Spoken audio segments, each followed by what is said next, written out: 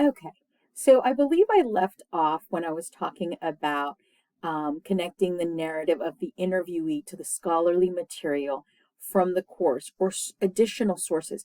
You must use at least 5 scholarly sources in your presentation.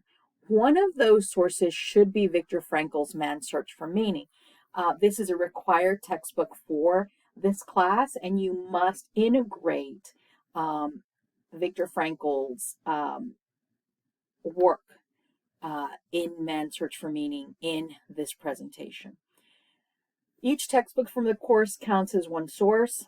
So you want to integrate it. Where does the material support what your interviewees discussed in their interview, and where does the scholarly material diverge from what the interviewee reported in terms of their own spiritual journey?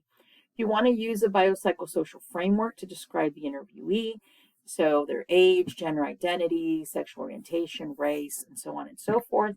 And you want to talk about how you will integrate what you have learned through this assignment, through the interview, through the putting together of this presentation. How will you integrate this information into your own professional growth as a social worker and in your practice as a social worker?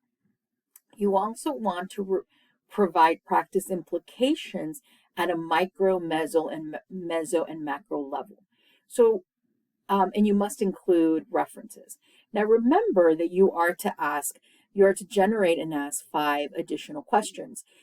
Make sure that, in addition to these 3 required questions, these questions right here, these 3 and the ones that you will ask, should provide you with the information that you need to be able to answer or to address each of these sections, right? So it is really important that you think through what questions that you're going to ask, what questions you're going to generate and ask your interviewee to help you be able to present the required information in your interview. So very important that you think about that. Your presentation, you will record yourself presenting your slides, so using both your webcam and screen. Right now, I'm using the webcam, but have it directed only to the screen. Excuse me, I'm using Screencast-O-Matic, but I don't have the webcam on me. I'm only recording the screen.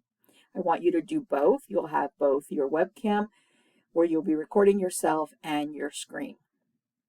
You should have this PowerPoint up as you go through each of the different slides in the PowerPoint. Your PowerPoint should have prompts to help you as you discuss, as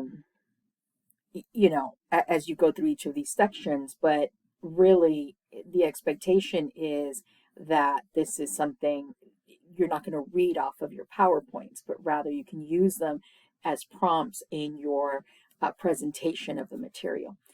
Your oral video presentation must be between 15 to 20 minutes long. Anything significantly under or over there will be points that will be deducted for that. Please make sure to preserve confidentiality. As I mentioned before, you cannot upload any actual video or audio of your interviewee or provide any sort of identifiable information, the individual's name, where they live, anything of that nature. Make sure that you upload your recording to Canvas Studio. You can use both. You can use Zoom, you can use Screencast-O-Matic to record, but it must be uploaded through Canvas Studio. Please note that you will receive an automatic 0 for uploading to YouTube instead of Canvas Studio. Okay. If you're having any issues using Studio, please reach out to technical support, as I showed you earlier in the previous video. You will be submitting your interview presentation, as well as, so what you're going to do is you're going to upload your PowerPoint that should have the link to your oral presentation embedded in the PowerPoint. And you will be doing that in the Thursday of week 13. Okay. In you will also be including it in the discussion board in that same week, Thursday of the same week, because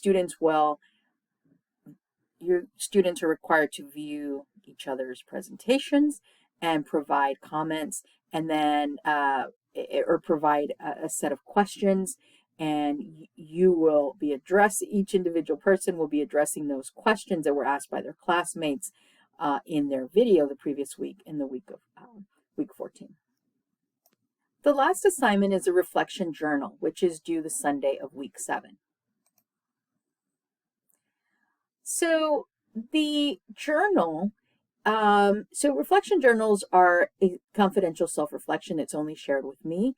I do not share this outside of with other students or anything of that nature.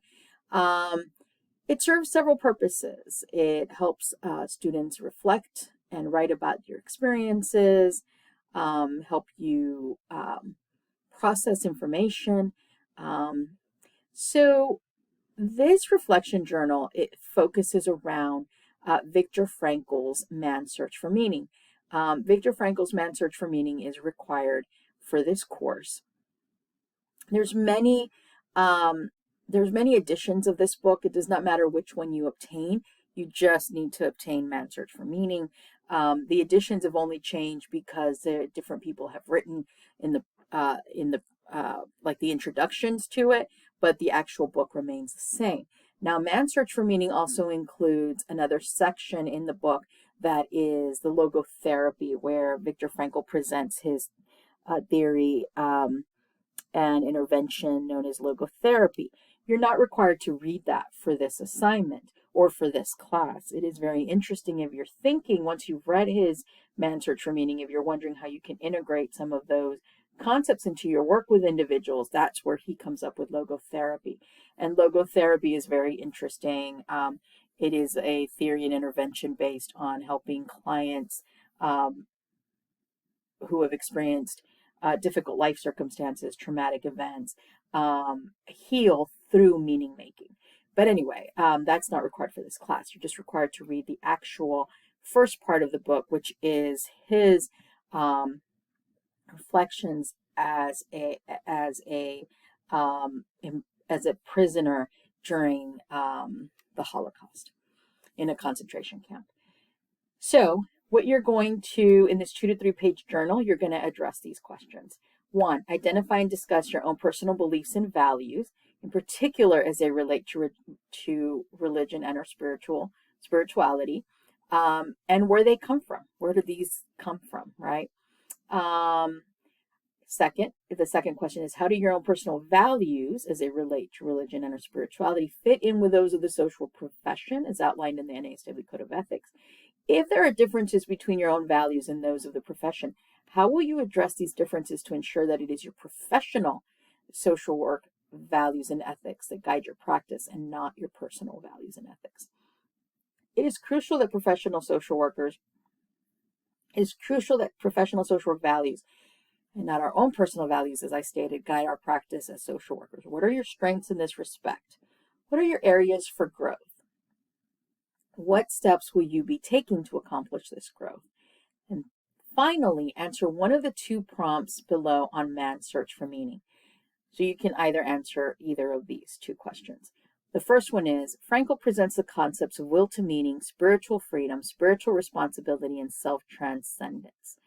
What do these concepts mean to you, and in what ways can these concepts help you in your own personal and or professional journey of self-discovery and self-growth? The other question that you can choose from, what are 3 key takeaways from this book? How will you take the knowledge you gain through this reading and use it to provide spiritually sensitive social work practice? As I mentioned before, you want to make sure you integrate the NASW Code of Ethics. I just see a little typo there. Man's Search for Meaning and any other relevant readings.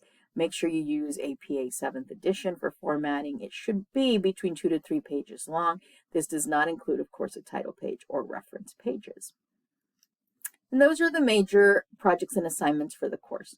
Of course, I encourage you each to take time and go through each of the assignment guidelines. After you have looked at these videos and have reviewed the assignment guidelines, if you have any questions, please feel free to reach out to me.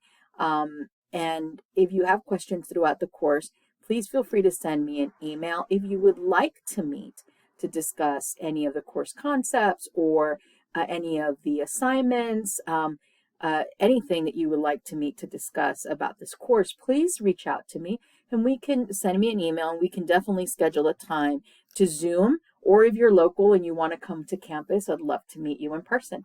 All right, that is all for now. Take care.